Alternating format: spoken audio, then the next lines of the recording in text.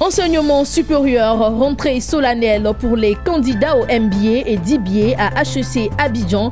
Les images vous seront proposées tout de suite dans cette édition. Et puis à Agboville, la JCI, la Jeune Chambre Internationale, a effectué sa rentrée solennelle 2019, une rentrée qui marque le lancement officiel de ses activités. À Boaké, la COP Kabika procède au lancement de la campagne Kajou 2019, une campagne qui vise à lutter contre le chômage des jeunes dans la localité. Bonsoir à tous, mesdames, messieurs, merci si vous venez de nous rejoindre sur Business 24 Africa. En Côte d'Ivoire, le groupe HEC Abidjan a enregistré sa première promotion de cadres et chefs d'entreprise inscrits pour le MBA et le DBA. Ces professionnels se sont offerts à ces formations réservées aux managers pour renforcer leurs capacités, impacter positivement les résultats de leurs différentes entités respectives et mieux se valoriser sur le marché de l'emploi. Lawani Babatunde pour le reportage. C'est la rentrée des classes pour ces dirigeants et cadres d'entreprise, issus des secteurs publics et privés. Ils participent à cette formation en vue de l'obtention d'un Master of Business Administration, MBA. Nous avons eu accès donc au contenu du programme. Je trouvais que c'était un très bon contenu, un diplôme dans lequel on pourrait donc se jeter. Je suis vraiment engagé à faire ce diplôme parce que je trouve que c'est assez important. C'est un cours participatif et donc ça nous permet donc le capital humain que nous avons de le mettre en exergue. Le premier cours déjà me donne envie de continuer, envie de savoir plus, de savoir qu'est-ce qu'une stratégie d'organisation, étant entendu qu'aujourd'hui, il y a une concurrence vraiment impitoyable sur le marché. Et l'entreprise qui n'est pas bien organisée, qui n'a pas une bonne stratégie d'organisation, c'est clair qu'elle part à sa perte. Nous avons parlé de leadership stratégique. Et c'était juste pour faire une introduction sur qu'est-ce que le leadership stratégique et surtout les principes qui sous-tendent un leader stratégique. Et ce sont ces principes-là que nous avons évoqués. Cette formation, exclusivement réservée aux travailleurs, est une initiative saluée par les apprenants. Une opportunité offerte par HEC Abidjan pour leur permettre d'accéder au MBA ou au doctorat professionnel. Cette cérémonie conduite par le directeur académique, le professeur Gonedro, c'est pour dire que HEC Abidjan a véritablement démarré la formation, le diplôme MBA, avec des partenaires étrangers bien entendu. Avec des partenaires étrangers, des partenaires européens qui sont, disons, les propriétaires de ces diplômes. HEC a la location de ces diplômes et vous pouvez nous faire confiance. Après les Master of Business Administration, HEC Abidjan se prépare prochainement à effectuer le cours inaugural pour le Doctorate of Business Administration, 2 diplômes de confirmation de soi destinés à renforcer la compétitivité des travailleurs pour des entreprises beaucoup plus performantes, mais surtout donner une valeur ajoutée aux chefs et cadres d'entreprise pour un meilleur positionnement sur le marché international du travail. Après Abidjan, à Agboville, la Jeune Chambre Internationale d'Agboville, JCI, a procédé à sa rentrée solennelle 2019.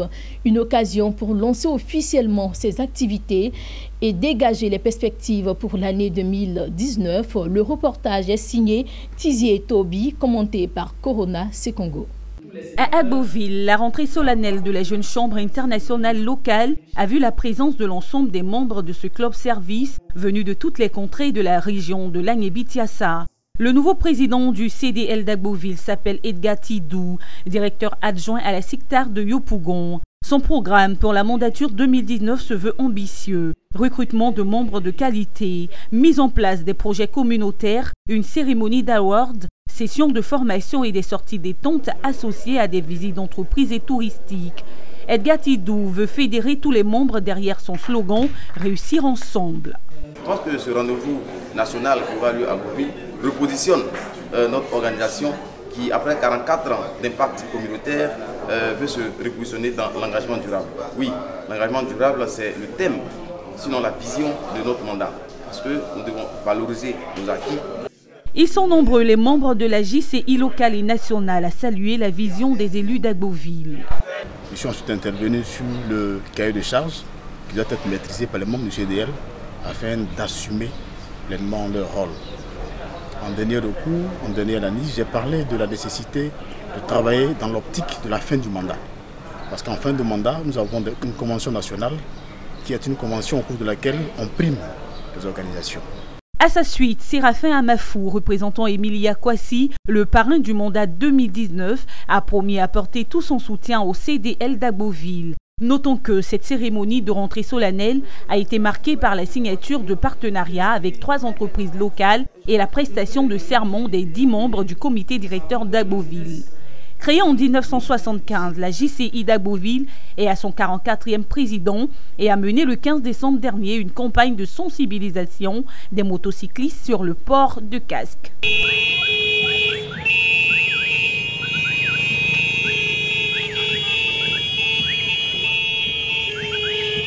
Rendons-nous à Bouaké, où la COP Kavika veut contribuer à la lutte contre le chômage et la faim en Afrique. Relever ce défi passe nécessairement par l'industrialisation de la filière anacarde. Pour ce faire, le conseil d'administration de la société coopérative, avec conseil d'administration du vivrier de Kajou, a commencé sa stratégie de politique de sensibilisation depuis le 20 janvier dernier à Bouaké. Cette stratégie de communication est de coutume à la COP Kavika. Thio Chong nous en dit davantage. 2018 a été une année difficile pour la filière cajou malgré les énormes opportunités. Aujourd'hui, tous s'accordent à dire que la transformation de la noix de cajou est l'avenir de l'anacarde. C'est en tout cas l'ambition de la COP Kavika de Bouaké. Une ambition affichée par le conseil d'administration lors de sa tournée à Bouaké, Mankono et Kounaïri. Pour le président du conseil d'administration El Hadj Traoré Amadou, cela passe par la noix de cajou de bonne qualité. La campagne 2018 a été dure, mais on a pu surmonter quand même. Et je vous rassure quand même que la campagne 2019 elle sera belle pour nous tous. C'est des professions. Quand ils ont parlé de tout faire pour avoir une place dans le domaine de la noix de cajou au niveau national, on a toujours dit laissons ces bruits, travaillons. La vision d'aller vers une industrialisation du cajou a été saluée par les coopérateurs. Certains producteurs et collecteurs ont réagi face aux communications.